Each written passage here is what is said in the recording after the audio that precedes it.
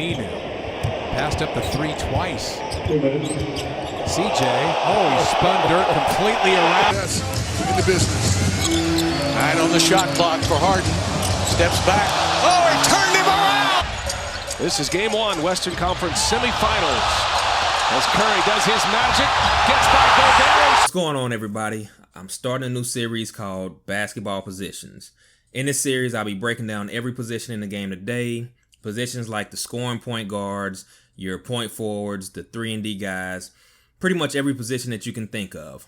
Hopefully, this will help out a lot of players better understand what position they may be best at, and just to give a better overall understanding of each position. Today's episode, we'll start out with what I think is the most important thing when it comes to determining what position you should play. So, for instance, when a player asks me what position I think they should play or what position do I plan on playing them at, my answer is, when it comes to basketball positions, you are what you can guard. I feel like that's plain and simple. That gets straight to the point. It's very understandable. For instance, KD is labeled as a scoring guard. With him being 7 foot, not only can he defend taller players, but he is also able to defend guards as well and hold his own. This isn't always the case for every tall and skinny guy. Another example is LeBron James. When he first entered the league, he was 6'8", 6'9". He was positioned as a shooting guard, then that later changed to a small forward. We all know LeBron has great vision and is more of a PG like Magic Johnson, but LeBron can defend multiple positions as well, from guards to bigs. Not only can these players defend guards, they can also make guard-like moves on the offensive end.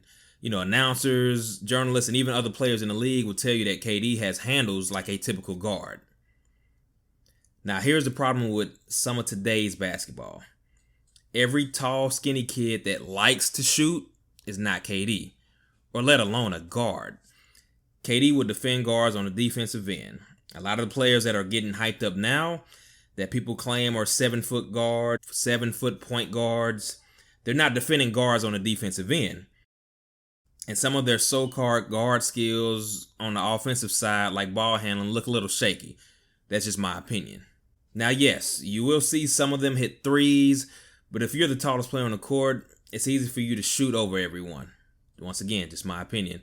There are several big men in the league that can make threes, but that doesn't make them a guard. They're just able to step outside of the paint every now and then and knock down a long-range shot.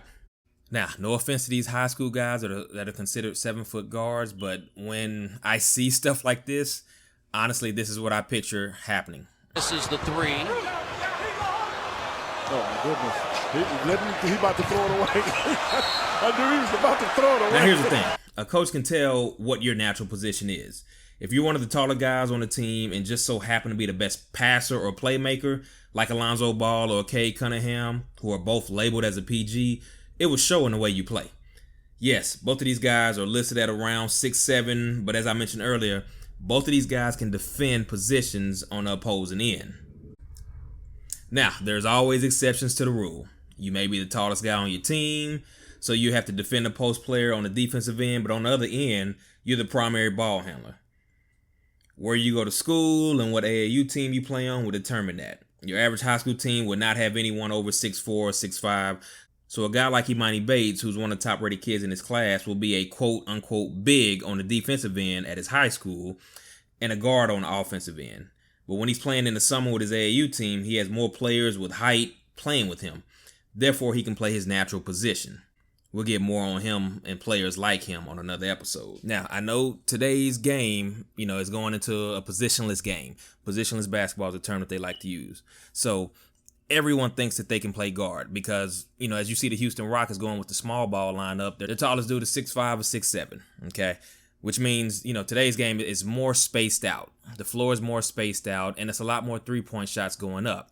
Therefore, there's no, old school big man anymore dominating the paint for most of the teams out there. A lot of the big men these days are stepping out, shooting at three. Some are knocking it down consistently. But then again, you got some commentators, some analysts saying, hey, you got a 7-footer. Why not just post up somebody like PJ Tucker, who's 6'5"? Just post him up all game. Sometimes it works out in favor, sometimes it doesn't.